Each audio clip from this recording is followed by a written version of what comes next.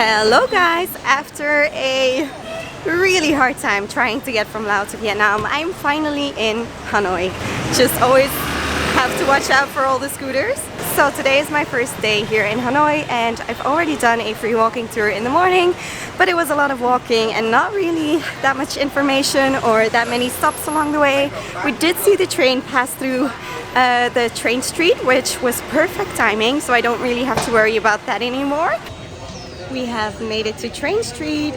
We ordered a drink and we will be sitting at one of the places alongside the rails, and then in about 20 minutes, no thank you, in about 20 minutes the train is going to pass through where we are sitting. If you want to experience this as well, you should order a drink at one of the cafes along the tracks. I went for a delicious coconut coffee and then it was time to watch the train go by.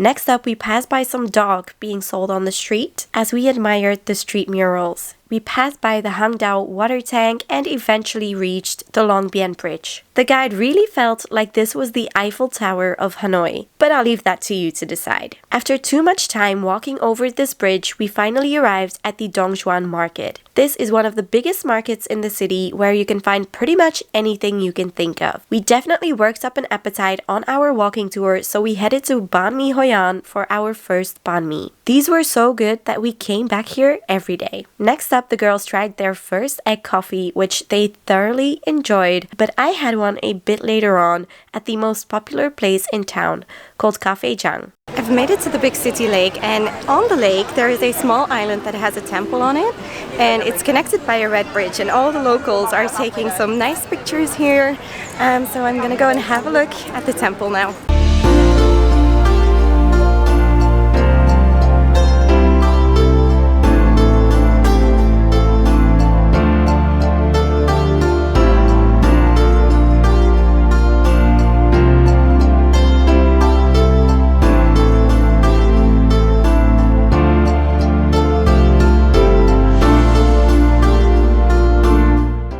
Such a cool visit because I didn't expect to see those turtles there, and apparently there's 6 left in the world. That's so crazy. Those were huge. I feel like today more than ever you see so many beautiful women dressed in these colorful dresses.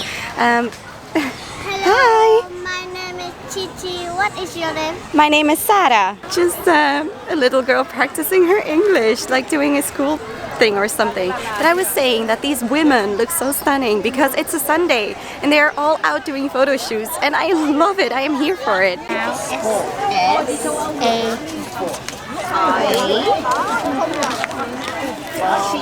You guys, I got ambushed. I got ambushed by Vietnamese kids asking my name.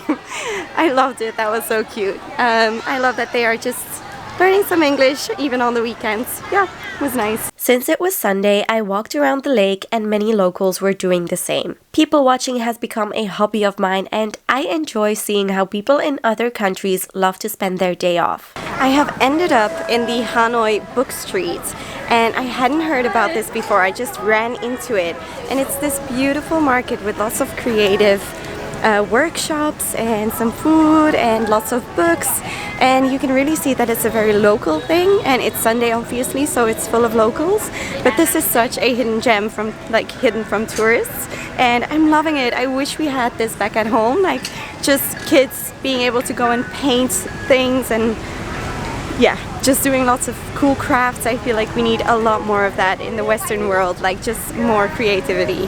I've just visited the Hoa Lo prison behind me, and it was built like around 100 years ago by the French for the oppression of the Vietnamese people, pretty much, to prevent the people, like the revolution.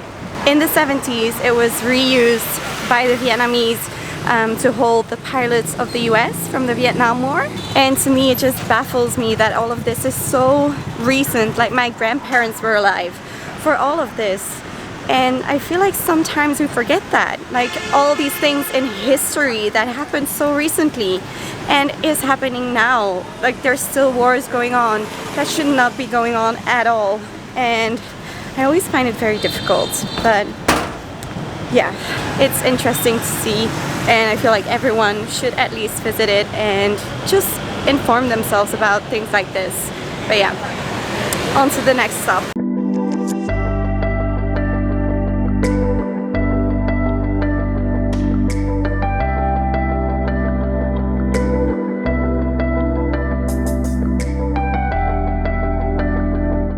Looks like I am just in time to go and see a show at the Water Puppet Theater.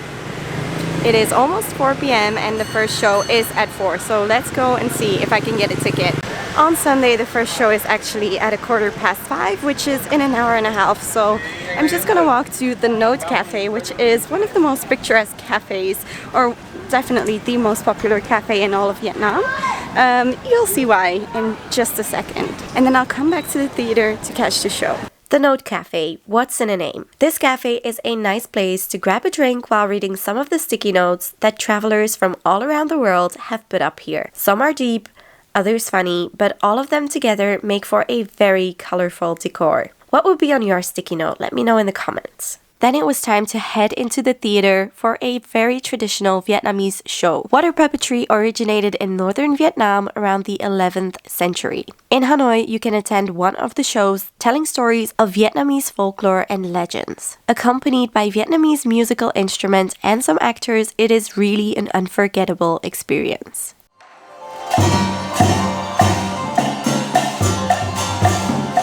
I can't believe that I just got a front row seat at the show. Somehow I ended up in the front row, in the middle, pretty much the best seat of the house.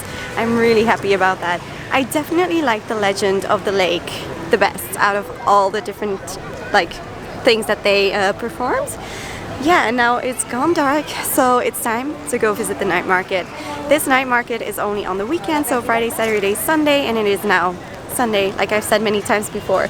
So I'm gonna try and catch the last night of that.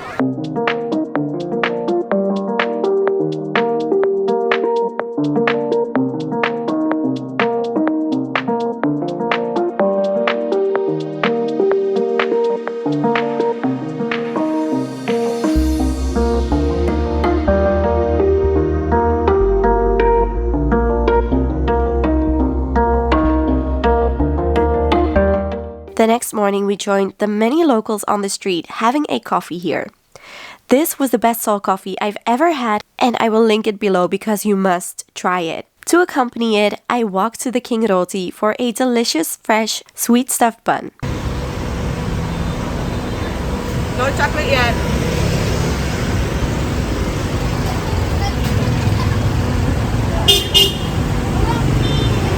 Wow, good? Yeah. Perfect breakfast.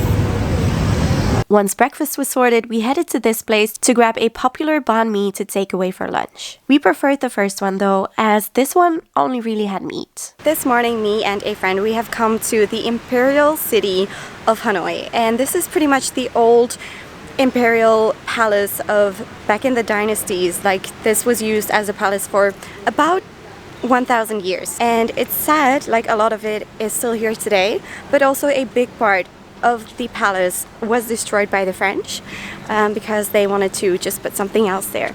But we have already seen the South Gate, which is really pretty, and there is also an exhibition where you can see all the archaeological finds. That is a lot of terracotta and other things from in the palace before. Let's go and walk around a bit more to see if anything else is around. I think I can see the dragon stairs. Let's go have a look. We have also walked to the mausoleum of Ho Chi Minh. Ho Chi Minh is the reason why Vietnam is currently independent, and he has his grave here. It is being guarded, and we came just at the right time to see the change of the guard, just on the hour. We passed by the presidential palace as well. We might go to the Ho Chi Minh Museum after this, and then maybe also to the One Pillar Pagoda, which should be nearby. Very busy morning.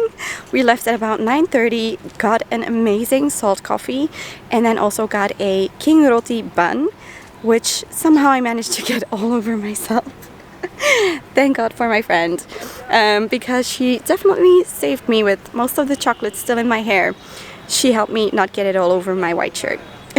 Legend. We also went into a shop to buy some pants for my friend, and we both got a bracelet. Like, the chocolate incident happened at this shop and the ladies just came out with like wet wipes and everything. It was just so nice. Like, the people, honestly, I love Asia so much for this, but especially Vietnamese people. They have really been so welcoming, and like I said yesterday, like with all the things that they went through at the hands of Western people, it's insane how they are still welcoming us today and are so open and so kind, and I think we should take them as an example. In the evening, we saw so many locals gather at this place to have a very strange looking dessert. However, we were on our way to try some good pho that was recommended to us. I've also linked it in the description because it was so good. We ended the day with coconut ice cream on the road. Good morning, guys. Today I am on a day tour around the villages that are more rural around Hanoi in Vietnam. Today we will be visiting a few villages in the countryside around Hanoi,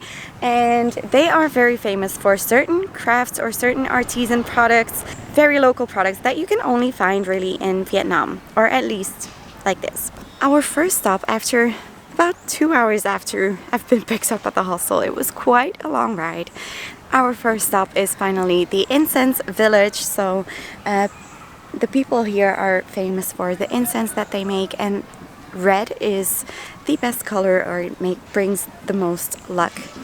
And then next up we will see lots of different kinds of crafts that the people do around here. So yeah, it's going to be a very interesting day. In this village, we could witness the entire process of the incense making, from splitting the sticks to dyeing them and adding on the incense. Not only do they smell great, but they also create a very picturesque backdrop for Instagram pictures. This place was like an Instagram photo shoot set. At the next village, we went on a quick walk through the town with our guide before learning how the typical Vietnamese conical hats are made. So one day she can do 3 halves using very nice leaf. They're using 2 main kind of leaf: palm leaf, green palm leaf, and coconut. And just on the top, you see, very nice. Yeah.